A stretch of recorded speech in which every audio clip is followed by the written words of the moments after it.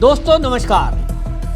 दोस्तों Iran, America और Israel का जो युद्ध है वो अब इस मोड़ पर पहुंच गया है कि पूरी दुनिया में इसका इफेक्ट दिखाई दे रहा है और आने वाले समय में अगर ये स्थिति में सुधार नहीं होता तो ये माना जा रहा है कि अगले आने वाले समय में दुनिया के लगभग आधे से अधिक देशों में तेल का संकट गहरा सकता है।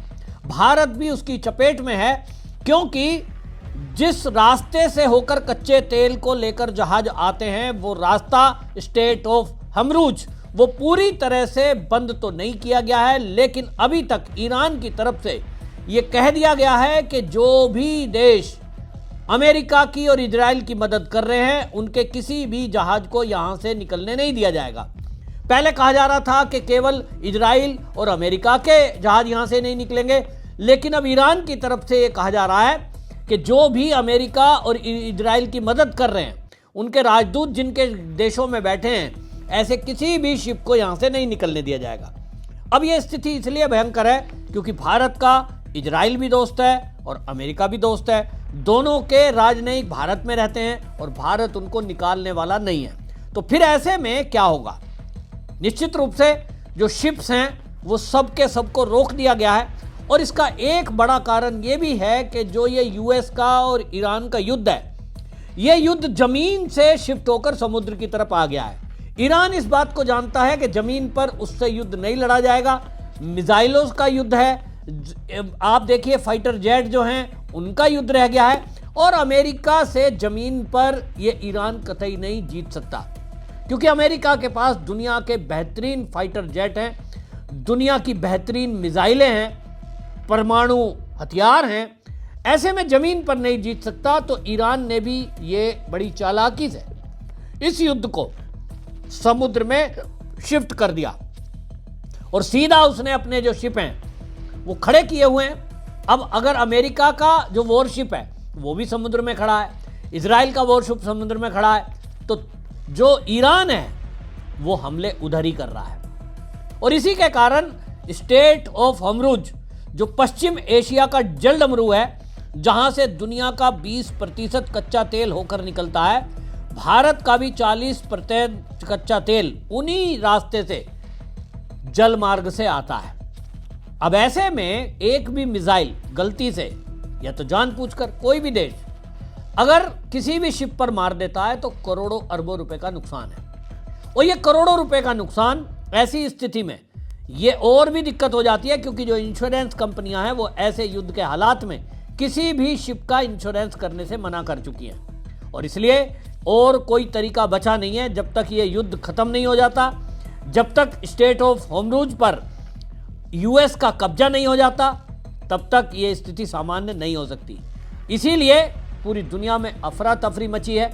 भारत के अंदर भी अभी तक तो अफवाहें फैलाई जा रही हैं, क्योंकि भारत की सरकार का कहना तो यह है कि भारत में तेल की कमी नहीं है, लेकिन इसके बावजूद भी जो स्ट्रेट ऑफ हॉर्मुज़ है उसको लेकर के अभी तक जो खबरें आ रही हैं वो यही है कि वहां से केवल और केवल चीन और रूस के जहाजों को निकलने की इजाजत ईरान ने दी है, बाकी को नहीं।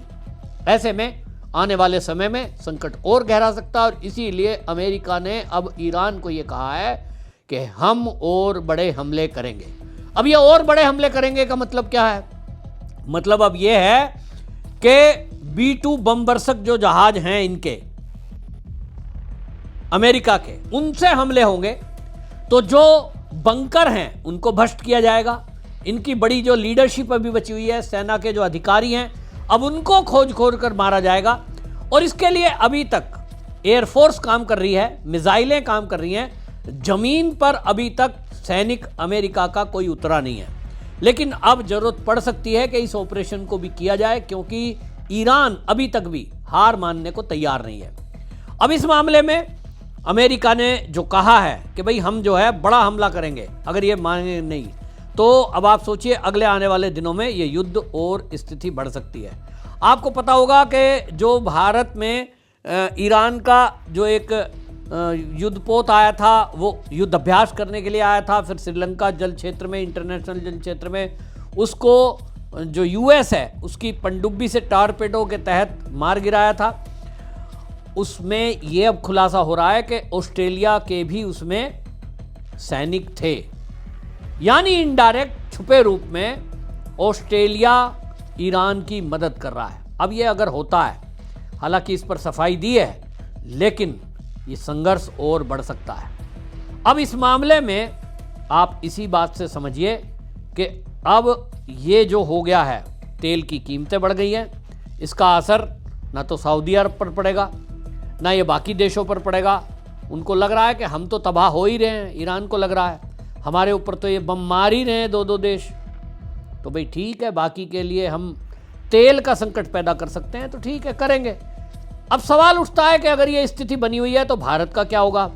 भारत की सरकार ने बिल्कुल साफ कर दिया है कि ये जो युद्ध की स्थिति चल रही है, आज की डेट में भारत के पास अगले 50 दिन तक का स्टॉक है। नंबर 2, जैसा मैंने कहा, ये जो स्टेट ऑफ हॉर्मुज़ है, 50% 40% भारत की जरूरत का तेल इस रास्ते से आता है, लेकिन 60% जो तेल है वो अन्य मार्ग से आ रहा है, जिसमें रूस हमें तेल दे रहा है। तो हमारी जो 60% जरूरत की पूर्ति है वो रूस से होगी, अन्य मार्ग से होगी।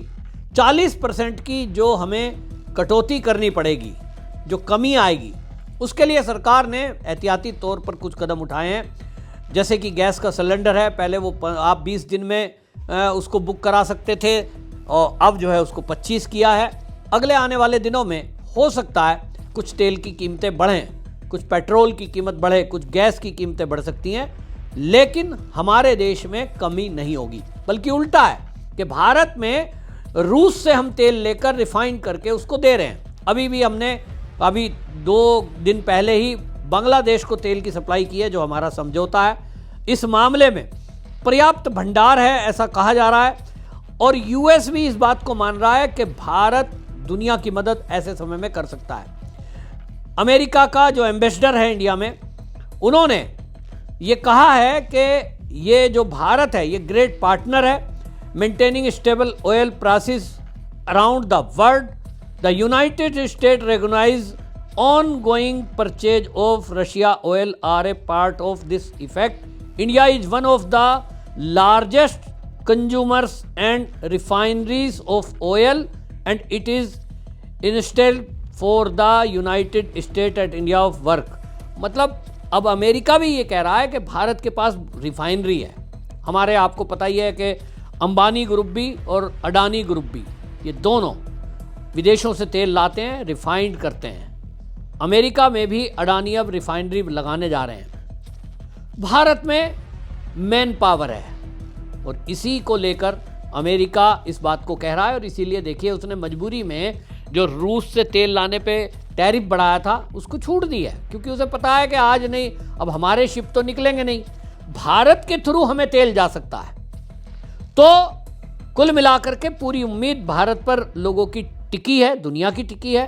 तो भारत में भी थोड़ा बहुत तो असर आएगा, लेकिन हमको देखना है कि अब इस समय चल क्या रहा है। इस समय चल ये रहा है कि ईरान के साथ साथ अब अगला हमला तुर्की पर होने जा रहा है। जो हालात बन रहे हैं, जो तुर्की है, इसमें इस्लामिक देशों का वो अपने आप को खलीफा बनने की तैयारी में है। और हमने देखा जब ऑपरेशन सिंदूर हुआ था, उस समय तुर्की की तरफ से 1 लाख ड्रोन पाकिस्तान को दिए गए थे, जिसमें से बहुत सारे ड्रोन हमारी सेना ने मार गिराए।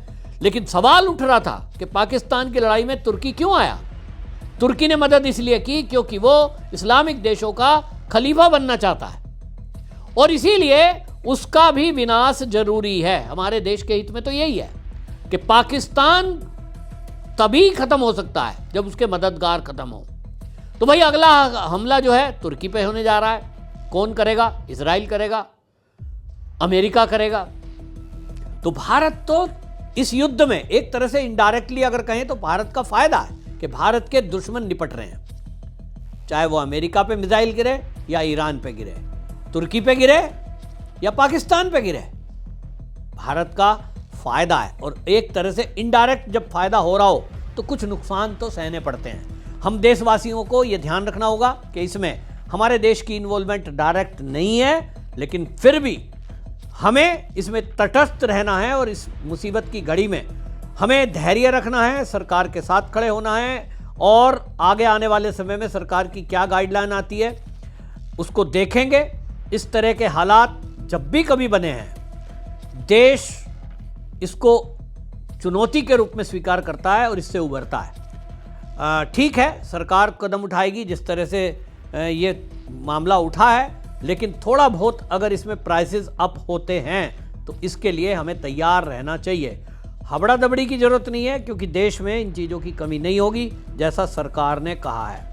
जैसा मैंने कहा कि ये सब जो है होम रूल को लेकर के है, तो बड़े बड़े हमले किए जा रहे हैं, लेकिन अब आने वाले दिनों में आप देखेंगे कि ये हमला और तेज़ी से बढ़ेगा।